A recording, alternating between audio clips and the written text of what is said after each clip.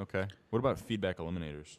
Do you have a opinion I've on that? never even used, like, I may be a little old, but like they started introducing consumer feedback filters like right after I got out of school, and I haven't done live sound on a huge level for a long time. So I honestly think you don't really need them if you just know how to do some very standard proper things, because that's essentially what it is an automatic filter set to a certain frequency, and automatically it's sucks more it of out. a oh my god, save my ass type of tool rather than taking the proper precautions initially to look at the room, because every single room is a little bit different.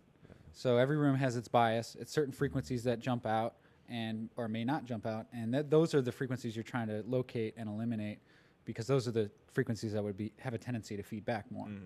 You know what I mean? And also just using your limiters properly is a huge deal. I mean, like, not like when you use peak limiters to make sure that it doesn't reach above a certain level.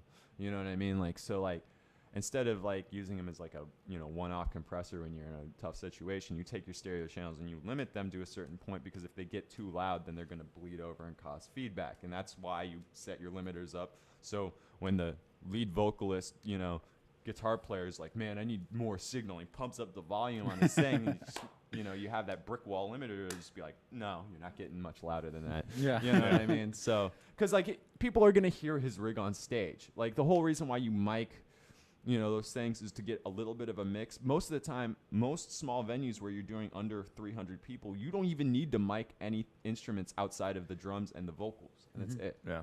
So, I mean, like, if he wants to turn up his guitar rig, fine, whatever. You know what I mean? You've already wrung out everything and did everything, and your limiters are there, so you don't you don't get that feedback situation. Right.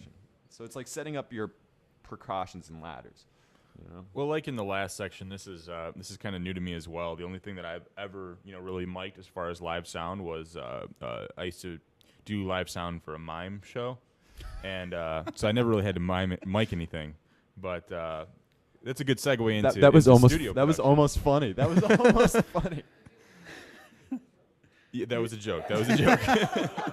Time out. But no, we're still going. We're still that rolling. was not I think funny. everybody wants to see that. But that's a good segue now into studio production. And I think that because it's a controlled environment, you may not need to deal with feedback as often. You wouldn't think about it being a problem in the studio if you have a proper talkback situation. Right. It wouldn't be a problem. However, let me explain just something that happened to me a couple weeks ago. Was this at the mime show? No, it was right after. Actually, we Okay, were gotcha. tracking in our studio. We were doing some vocals, and I wasn't in charge of it. I was just in the other room. But I heard this high pitched noise coming out of the studio, and I went in there, and there's nobody in there, but there's feedback. And immediately, the first thing I do is I turn down the monitors, but there's still feedback, and I'm going, what the hell is going on? And then I realized the headphone levels were actually so loud because some people like to track with real loud headphones. They were cranked so much, and we were using such a sensitive mic. We were using a condenser tube microphone, I believe, that when he put the headphones down on the table next to the microphone, it slowly started a feedback loop.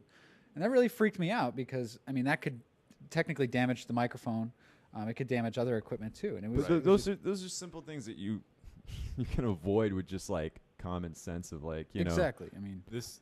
But you also need somebody in the control room. Like the thing is that most of the time, like after you're done using like a mic or something like that, you set your levels on the board, track it, and then you mute the mic. You just, Like these are certain things that you do. Or in your headphone mix, you turn down the headphone mix. You know what I mean, and stuff like that.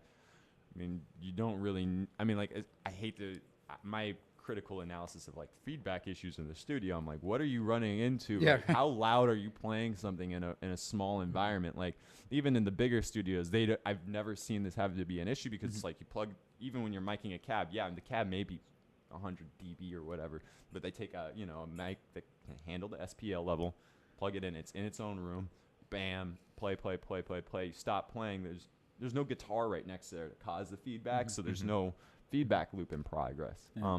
There's times where you want feedback in certain songs and certain situations, but it's a little bit different. Right.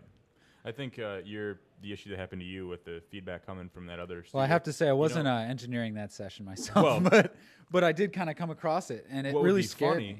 What would freaked be me funny out. is to get like one of those little pocket amps, like a cigarette Yeah, amp, yeah. and set up something like put an MP3 player in or something with a feedback sample, and you just hide it under their console. Oh, that'd be dangerous. I like it. I'll do it. You should do that. I will. You should do that. That's good.